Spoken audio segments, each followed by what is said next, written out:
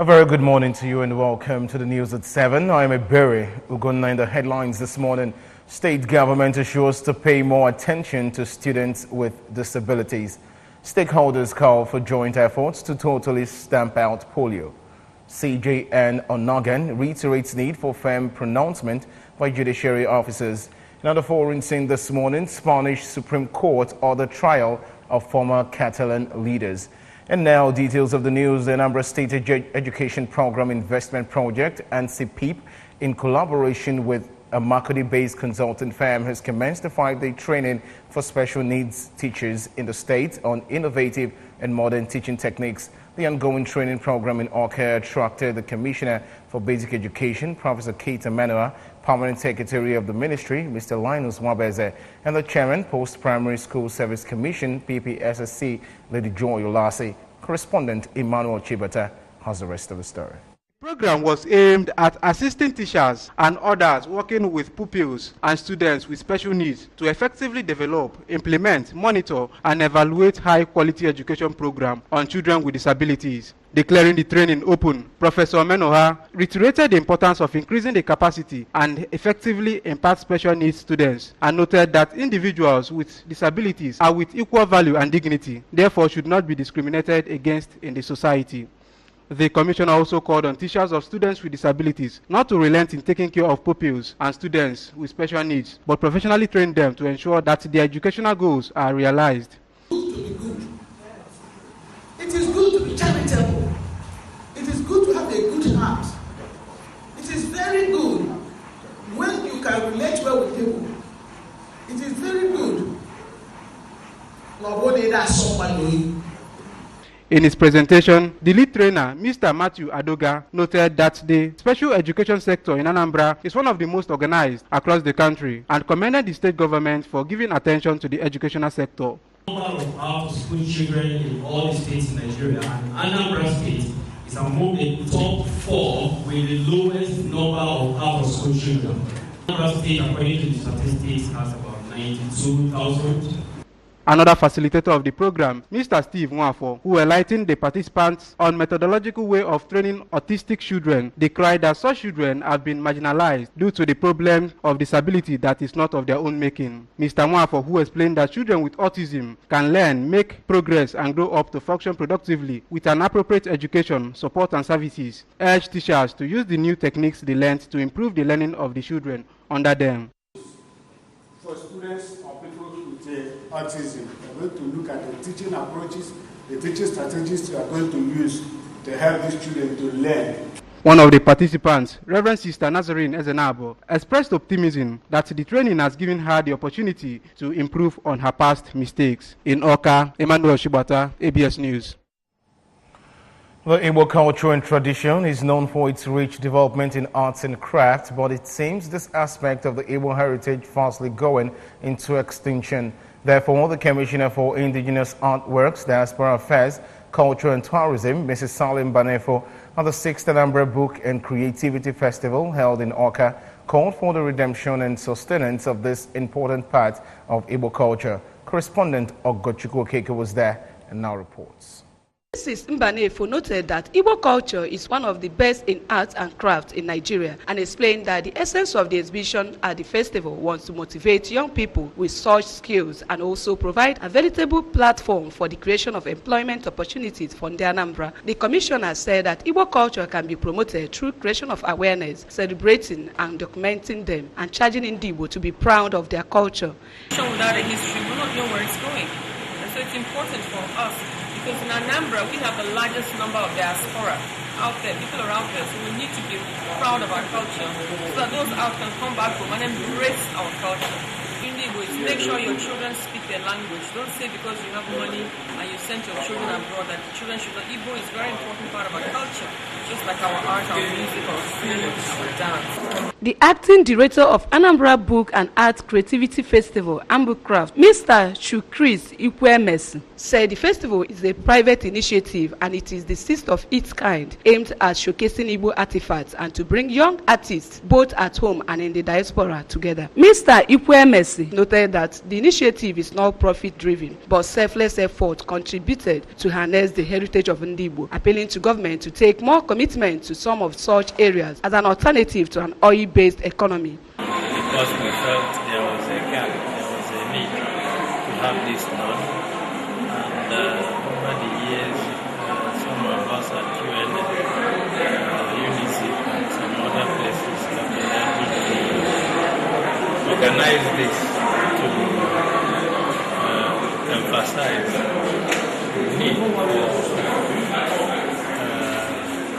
possible realization of society. A lecturer, Department of Fine and Applied Arts, Anambra University, Oka, Mr. Chidebere Onwekwe urged young people to be steadfast, consistent, and as well develop their talents at early stage to be great in future. A visual thinker, Mr. Tony Akudinobi, said, writing is an art that could be used to cause change in the society, noting that for one to be a great writer, as Chinua Achebe and others, one must creatively merge content and context to reach certain goals as well as leave a footprint for future generations to benefit. If you look in the past, Anambra is rich, whether we like it or not, with so many people that got to where they are through books. Chinua Achebe, Christopher Kibu, so many of them, Vincent Ike, and so many of them. These are people who have built over centuries. They are late, they've gone, but their works cannot die. So that's the book. Creativity, that is the essence of being. In Oka, Ogochukwu Okeke reporting for ABS News. Well, as part of the 2018 World Polio Day celebration, the Rotary International embarked on free immunization exercise in Isuaniocha community, Oka North Council area.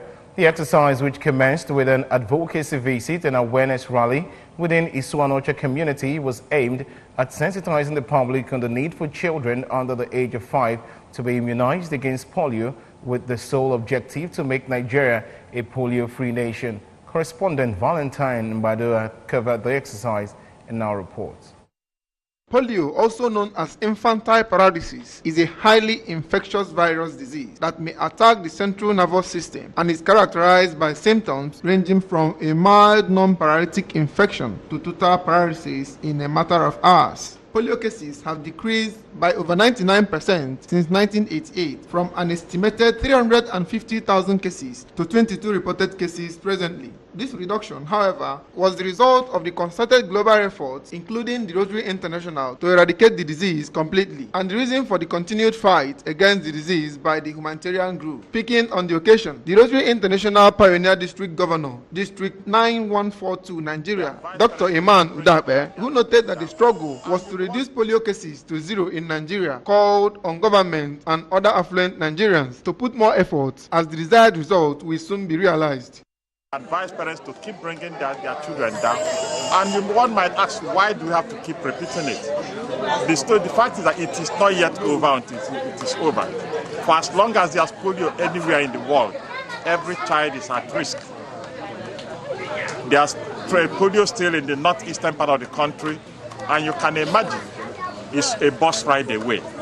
A child from there with polio, with the parents, enters the night bus, and the next morning they are here in Isuaniocha, any part of, and you won't stop children from playing together, and the child here gets it. That's why we say we must continually expose our children to enable them receive the oral polio vaccine, especially those of them between the ages of 0 and 60 months or 5 years.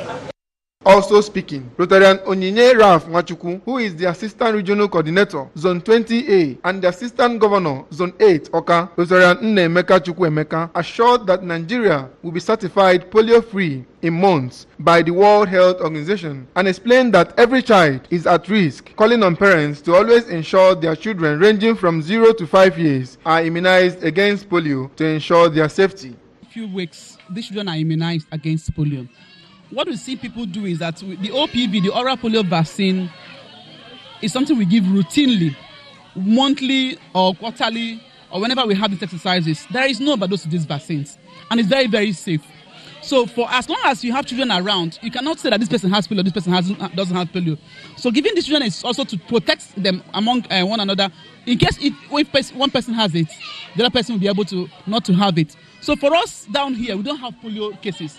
Well, I want to appreciate His Excellency Chief William Anambra Chukwuobiano for his commitment in disease prevention. You know that recently Anambra was adjudged the best in area of disease prevention and control. The President General of Isuanocha Community, Mr. Tony Onyagolo, while receiving the Rotary International, expressed his satisfaction for their humanitarian services and assured them for his support and contribution in making their dream a reality. The Rotary International then honored the President General of Isuanocha Community with an award of Ambassador of Polio Eradication, while over 50 children received free oral polio vaccine during the exercise. From Isuanocha Community in Okanot Local Government Area, Valentine Mbadewa reporting for ABS News.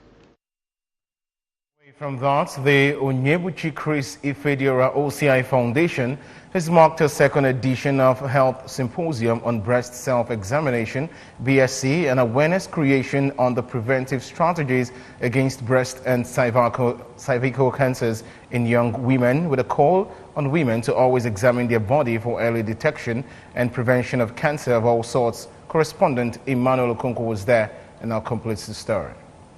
During the event, which took place at Stella Maris Secondary School, Umueri, in Anambra East Council area, senior secondary school students drawn from all the public secondary schools under Utuacha Education Zone were exposed to ways of examining themselves for the deadly disease for timely detection and prevention. The OCI Foundation, which is a non-governmental organization in Australia, was established in 2016 with the primary aim of bridging the health and education gaps between the rich and poor in the society. In a remark, the wife of the state governor, Chief Mrs. Ebele Chukwuobiano, represented by the executive secretary, Anambra State Primary Healthcare Development Agency, Dr. Chioma Ezenimolo, commended the efforts of the founder of the NGO, Dr. Chris Ifediora, in championing the cause of the girl child, which she said is in line with the commitment of the Obiano-led administration and her cafe initiative, calling on other wealthy citizens of the state to borrow a leaf from him for a better state.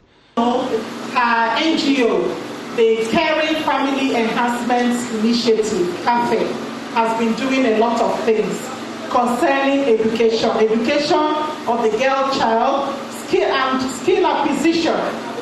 You are all aware of all the centers she has across the state, where girls, women can also come and learn the skill. It's all about education. Speaking through a recorded video, the founder of the NGO, Dr. Ifediora, promised to continue to positively transform lives, especially that of the indigent persons in the society, through the platform by giving more scholarships and health assistance to young people.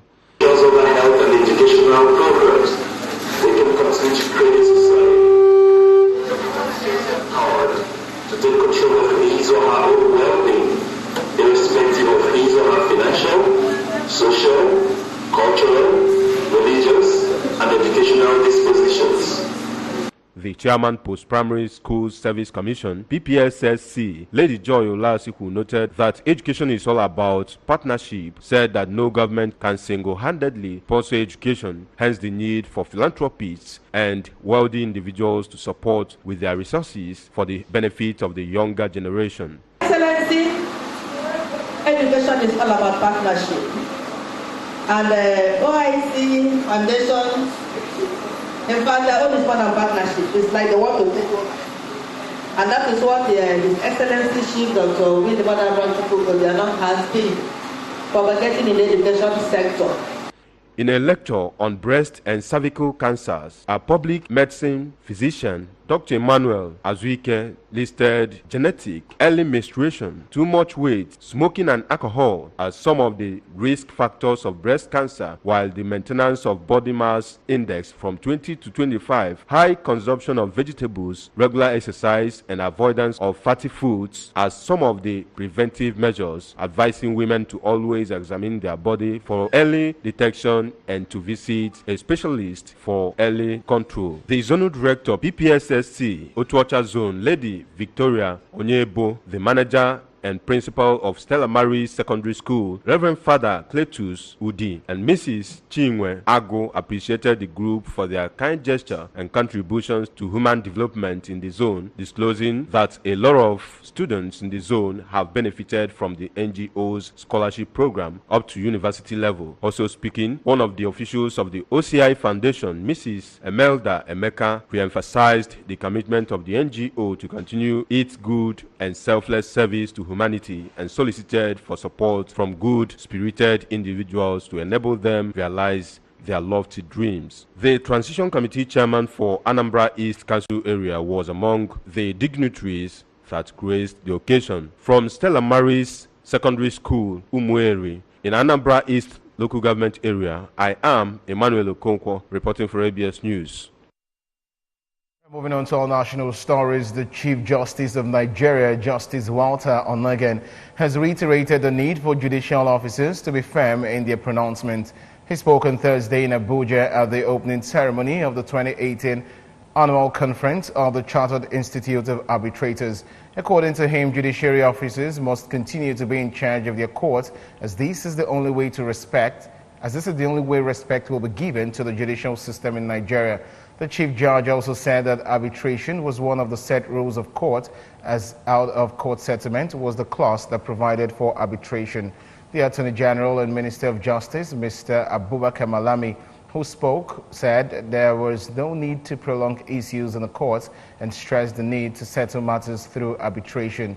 According to him, arbitrators are not out to suppress the power of the courts, but Nigeria procedural requirements are meant to be obeyed. He said that more needed to be done to boost arbitration in the country, adding that Nigeria must be in the forefront of promoting arbitration. And now to entertainment stories. 4 Nigerians, including media mogul Mo Abudu, boxing champion Anthony Joshua, actor John Boyega, joined Meghan Markle, the Duchess of Sussex, as new additions to the 2018 UK 100 Black Power list. The 12-year-old list, which is unveiled annually, features UK top 100 people of Black or Caribbean heritage who use their positions to positively influence others. Report says that the list also features other Black entertainers, including actor Idris Elba, actress Tandy Newton, and Naomi Harris. The power list is chosen from a list of nominees by a distinguished panel chaired by a former High Court judge. The panel also includes a Queen Counsel and leading professionals in business and the arts. The nominees are judged based on how influential they are among their immediate sphere of expertise and how far that influence reaches into the wider world. And on the foreign scene, Spain's Supreme Court has ordered 18 former Catalan leaders to stand trial over their role in the region's declaration of independence last year.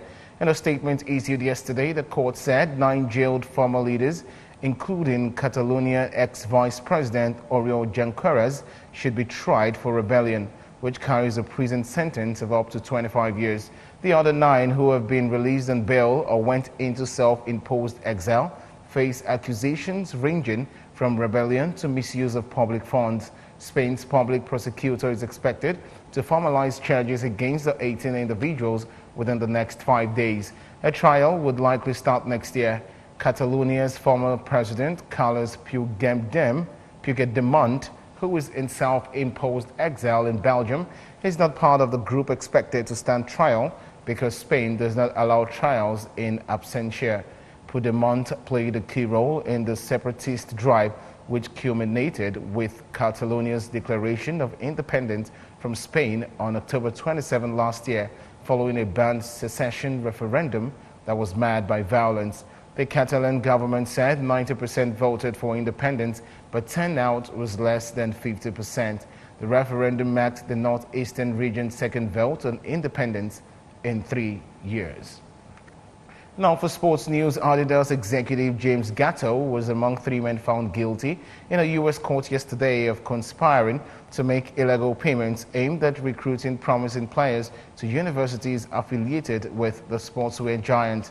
Gatto, the company's director of global sports marketing for basketball and former Adidas consultant Mel Code were convicted along with sports agent Christian Dawkins on charges of wire fraud and conspiracy to commit wire fraud in connection with a scheme to funnel $100,000 to the family of former University of Louisville player Brian Bowen.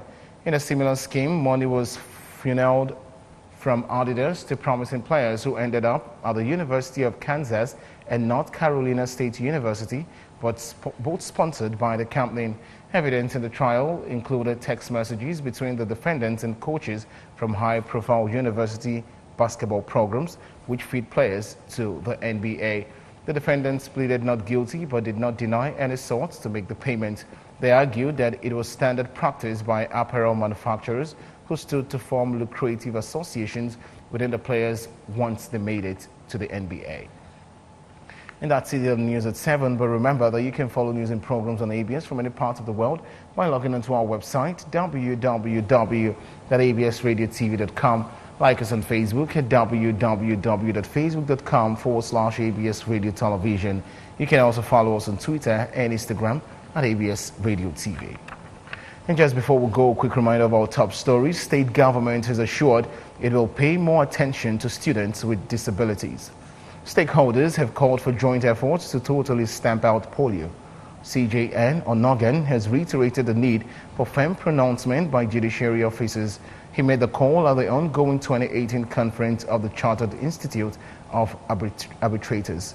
And the foreign saying Spanish Supreme Court orders trial of former Catalan leaders. And that's the size of our package this morning. Many thanks for watching. I'm Ebere Ugonna. Good morning. Anambra continues shortly. Please stay with us.